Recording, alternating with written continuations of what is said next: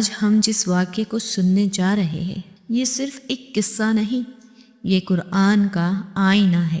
یہ ہماری آنکھوں کے سامنے رکھا ہوا وہ سچ ہے جس سے نظر چرا کر بھی کوئی نہیں بچ سکتا۔ آج کا موضوع ہے قوم لوط، ایک ایسی قوم جس کا ذکر اللہ نے بار بار قرآن میں فرمایا ہے تاکہ انسان سمجھے کہ جب گناہ معمول بن جائے اور نصیحت مذاق بن جائے تو پھر اللہ کی پکڑ آتی ہے۔ میرے عزیزو، اللہ کا قانون بہت واضح ہے۔ اللہ ڈھیل دیتا ہے لیکن چھوڑتا نہیں۔ وہ قومیں جو کہتی تھی ہم آزاد ہیں، جو چاہے کریں گے، آج مٹی کے نیچے ہے اور قرآن انہیں زندہ رکھے ہوئے ہے، صرف ہمارے لیے سبق بنانے کے لیے۔ اور یاد رکھو، قرآن میں بیان ہونے والا ہر واقعہ صرف ماضی نہیں ہوتا، وہ حال اور مستقبل کے لیے پیغام ہوتا ہے۔ اللہ تعالیٰ نے حضرت لوط علیہ السلام کو ایک ایسی بستی کی طرف بھیجا جہاں فطرت مسخ ہو چکی تھی، جہاں حیا مر چکی تھی، جہاں گناہ پر شرمندگی نہیں بلکہ فخر کیا جاتا تھا۔ حضرت لوط علیہ السلام کوئی سخت مزاج نبی نہیں تھے، وہ نرم دل تھے، درد رکھنے والے تھے، قوم کے لیے راتوں کو رونے والے تھے۔ لیکن افسوس، قوم نے ان کی بات سننے کے بجائے ان کا مذاق اڑایا۔ اللہ قرآن میں فرماتا ہے کہ تم وہ بے حیائی کرتے ہو جو تم سے پہلے دنیا میں کسی نے نہیں کی۔ سوچو، اللہ خود فرما رہا ہے کہ یہ گناہ نیا تھا، یہ فطرت کے خلاف بغاوت تھی۔ وہ لوگ برائی کو پھیلانے لگے، حیا والوں کو نکالنے لگے، پاکیزگی کو جرم کہنے لگے۔ یہ صرف ایک فرد کا گناہ نہیں تھا، یہ پورے معاشرے کی سوچ بن چکی تھی۔ میرے عزیزو، سب سے خطرناک وقت وہ ہوتا ہے جب گناہ پر دل نہ کانپے، جب کوئی سمجھانے آئے اور جواب ملے ہمیں مت سکھاؤ۔ قوم لوط نے یہی کیا۔ حضرت لوط علیہ السلام نے فرمایا، اللہ سے ڈرو، اس راستے کو چھوڑ دو، یہ تمہیں تباہ کر دے گا۔ قوم نے کہا، اگر تم سچے ہو تو عذاب لے آؤ۔ یہ جملہ اللہ کے صبر کا امتحان تھا۔ یہاں ذرا رک کر خود سے پوچھو، کیا آج بھی گناہ کو فیشن نہیں کہا جاتا؟ کیا آج بھی حیا کو دقیانوسی نہیں کہا جاتا؟ کیا آج بھی دین کی بات کرنے والے کو برا نہیں کہا جاتا؟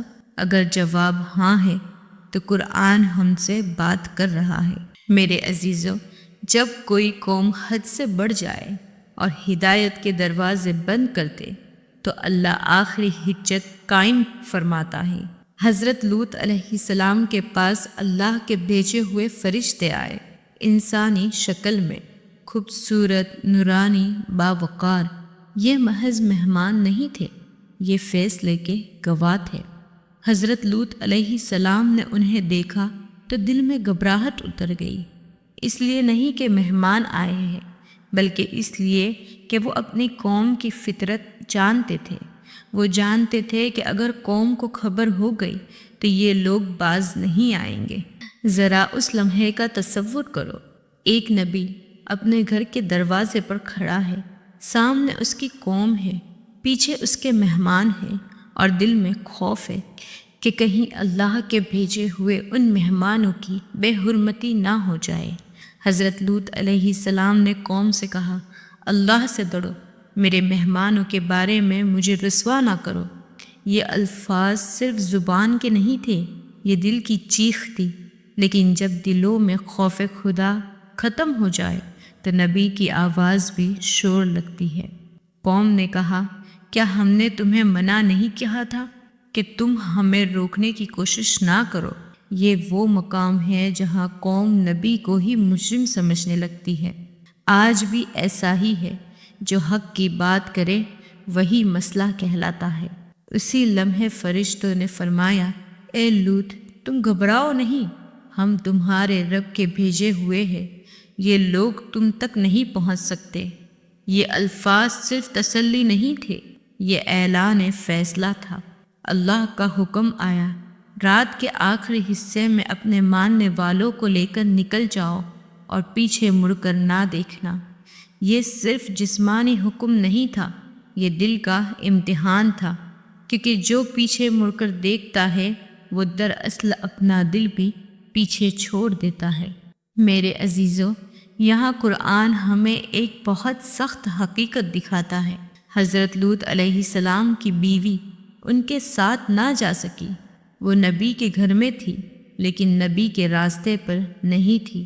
یہ ہمیں سکھاتا ہے نسب، رشتہ، قربت کسی کو نہیں بچا سکتی جب دل اللہ کے ساتھ نہ ہو۔ جب حضرت لوط علیہ السلام اپنے ماننے والوں کے ساتھ نکل گئے تو اللہ کا حکم نافذ ہوا۔ قرآن کہتا ہے زمین کو اوپر نیچے کر دیا گیا، آسمان سے نشان زدہ پتھر برسائے گئے، ایک لمحے میں پوری بستی مٹا دی گئی۔ یہ کوئی حادثہ نہیں تھا، یہ عدل تھا۔ میرے عزیزو، اللہ نے قوم لوط کو بغیر خبردار کیے ہلاک نہیں کیا۔ انہیں نبی ملا، نصیحت ملی، وقت ملا، مہلت ملی، لیکن جب گناہ پر اصرار ہوا، توبہ کا انکار ہوا اور نصیحت مذاق بنی تو پھر اللہ کی پکڑ آئی۔ اب ذرا اپنے حال پر نظر ڈالیں۔ آج گناہ کو چوائس کہا جاتا ہے، بے حیائی کو حق اور حیا کو پابندی، اور جو قرآن کی بات کرے وہ پرانے خیالات والا کہلاتا ہے۔ یہی تو قوم لوط نے کیا تھا۔ یاد رکھو، اللہ کی سنت نہیں بدلتی، قومیں بدل جاتی ہے۔ اللہ فرماتا ہے ہم نے تم سے پہلے بھی قوموں کو پکڑا جب انہوں نے حد پار کی۔ میرے عزیزوں، یہ بیان مایوس کرنے کے لیے نہیں بلکہ جگانے کے لیے ہے۔ اگر آج بھی دل میں چبھن ہے، حق سن کر آنکھ نم ہو جاتی ہے، گناہ کے بعد بے سکونی ہے، تو سمجھ لو اللہ تمہیں چھوڑنا نہیں چاہتا۔ اللہ کا عذاب اچانک نہیں آتا، وہ آتا ہے جب انسان خود کہہ دے ہم نہیں مانیں گے۔ میرے عزیزوں، قوم لوط صرف اس لیے ہلاک نہیں ہوئی کہ چند لوگ گناہ کرتے تھے، بلکہ اس لیے کہ کچھ گناہ کر رہے تھے، کچھ اس پر ہنس رہے تھے، کچھ اسے معمول سمجھ رہے تھے اور کچھ خاموش تھے۔ خاموشی بھی جرم بن جاتی ہے جب برائی سرے عام ہو اور حق دبایا جا رہا ہو۔ یہی وجہ ہے کہ عذاب آیا تو چند گھروں پر نہیں، پوری بستی پر آیا۔ آج ہم بھی یہی کرتے ہیں۔ مجھے کیا، میں کیوں بولوں، سب ہی تو کر رہے ہیں۔ یہ جملے قوم لوط کی زبان تھے، بس لفظ بدل گئے ہیں۔ یاد رکھو، جب معاشرہ اجتماعی گناہ کو قبول کر لے تو پھر فرد کی نیکی بھی خطرے میں پڑ جاتی ہے۔ رسول اللہ صلی اللہ علیہ وسلم نے فرمایا حیا ایمان کا حصہ ہے۔ قوم لوط کا سب سے بڑا نقصان یہ تھا کہ ان کے دل سے حیا نکل گئی۔ جب حیا نکلتی ہے تو آنکھ بے لگام ہو جاتی ہے، زبان بے خوف ہو جاتی ہے اور دل سخت ہو جاتا ہے۔ پھر نہ قرآن اثر کرتا ہے نہ نصیحت۔ حضرت لوط علیہ السلام نے صرف ایک بات کہی تھی، اللہ سے ڈرو، لیکن قوم نے اسے کمزوری سمجھا۔ یہ یاد رکھو، نبی کی بات ہمیشہ آسان نہیں لگتی کیونکہ وہ نفس کے خلاف ہوتی ہے۔ اللہ تعالیٰ نے قوم لوط کو فوراً نہیں پکڑا، یہ اللہ کی رحمت تھی، لیکن قوم نے اسے غفلت بنا لیا۔ اللہ کی مہلت ہمیشہ بچانے کے لیے ہوتی ہے، تباہ کرنے کے لیے نہیں۔ لیکن جب انسان اس مہلت میں بھی گناہ پر جم جائے تو پھر وہی مہلت گرفت بن جاتی ہے۔ میرے نوجوانوں، تم سب سے زیادہ آزمائش میں ہے۔ کیوں؟ کیونکہ گناہ سستا ہو گیا ہے، شرم مہنگی ہو گئی ہے اور حق بولنا مشکل ہے۔ قوم لوط بھی اپنے وقت کی جدید قوم تھی، وہ بھی خود کو ترقی یافتہ سمجھتے تھے، لیکن اللہ کے نزدیک ترقی کا معیار ٹیکنالوجی نہیں، تقویٰ ہے۔ قرآن میں کہیں نہیں آیا کہ قوم لوط غربت کی وجہ سے ہلاک ہوئی، نہ قحط، نہ بیماری، نہ کمزوری، صرف ایک وجہ، اللہ کی نافرمانی پر اصرار۔ میرے عزیزوں، اگر یہ بیان سن کر کسی کا دل ڈر رہا ہے تو سمجھ لو یہ اللہ کی طرف سے بلاوا ہے۔ اللہ فرماتا ہے وہ توبہ قبول کرنے والا ہے، لیکن شرط یہ ہے کہ انسان گناہ کو چھوڑنے کا ارادہ کرے اور اسے حق کہنا بند کرے۔ قوم لوط کا انجام ہمیں 3 کام سکھاتا ہے۔ گناہ سے خود بچو، برائی پر خاموش نہ رہو، حیا کو اپنی پہچان بناؤ، یہی نجات کا راستہ ہے۔ اللہ کا عذاب آسمان سے نہیں گرتا، وہ پہلے دلوں سے خوف خدا اٹھاتا ہے۔ جب دل خالی ہو جائے تو پھر زمین بھی خالی کر دی جاتی ہے۔ میرے عزیزو، قوم لوط کی بربادی بازاروں سے شروع نہیں ہوئی تھی، یہ گھروں سے شروع ہوئی تھی۔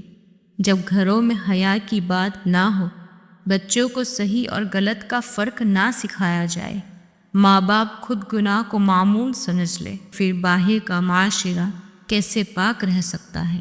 یاد رکھو، اللہ قوموں کو نہیں بدلتا جب تک گھر نہ بدلے۔ اے مردو، قوم لوط کے مرد صرف گناہ گار نہیں تھے، وہ ذمہ داری سے غافل تھے۔ آج بھی اگر مرد اپنی آنکھوں کی حفاظت نہ کرے، گھر والوں کی تربیت سے غافل رہے اور خود کہے سب چلتا ہے، تو پھر وہ بھی اسی راستے پر کھڑا ہے جس کے آخر میں تباہی ہے۔ مرد کا کام صرف رزق لانا نہیں بلکہ گھر کو جہنم سے بچانا بھی ہے۔ قوم لوط میں کچھ عورتیں گناہ میں شریک تھیں اور کچھ خاموش تھیں، اور قرآن ہمیں سکھاتا ہے کہ خاموشی بھی بعض اوقات جرم بن جاتی ہے۔ اے بہنوں، تمہاری حیا تمہاری طاقت ہے، تمہاری کمزوری نہیں۔ جب عورت خود کہہ دے کہ مجھے کوئی فرق نہیں پڑتا تو معاشرہ بکھر جاتا ہے۔ میرے عزیزو، قوم لوط کے پاس اسکرینیں نہیں تھی، لیکن آج ہمارے پاس ہے۔ آج گناہ تصویروں میں ہے، ویڈیوز میں ہے، ڈراموں میں ہے اور موبائل کی جیب میں ہے۔ اگر ہم نے آنکھوں اور کانوں کی حفاظت نہ کی تو دل کب بچ پائے گا؟ یاد رکھو، جو آنکھوں میں اترتا ہے وہی دل میں اترتا ہے۔ یہ بیان صرف ڈرانے کے لیے نہیں تھا، یہ بچانے کے لیے تھا۔ قوم لوط اس لیے ہلاک ہوئی کہ انہوں نے کہنا چھوڑ دیا ہم غلط ہیں۔ اگر آج ہم کہہ دیں یا اللہ ہم کمزور ہیں تو اللہ کی رحمت ہمیں تھام لے گی۔ آخری 3 باتیں دل میں بٹھا لو۔ پہلا، گناہ کو گناہ سمجھو، حق نہ کہو۔ دوسرا، حیا کو تھام لو چاہے دنیا چھوڑ دے۔ تیسرا، اللہ کی طرف پلٹ آؤ اس سے پہلے کہ پلٹنے کا وقت ختم ہو جائے۔ یہی قوموں کی زندگی ہے اور یہی افراد کی نجات۔ اے اللہ، ہمارے دلوں میں حیا زندہ فرما، ہمیں کھلے اور چھپے گناہوں سے بچا۔ اے اللہ، ہمیں قوم لوط کے انجام سے عبرت لینے والا بنا، نہ کہ اسی راستے پر چلنے والا۔ اے اللہ، ہمیں اپنی رحمت سے تھام لے اور اپنے دین پر ثابت قدم رکھ۔ آمین یا رب العالمین۔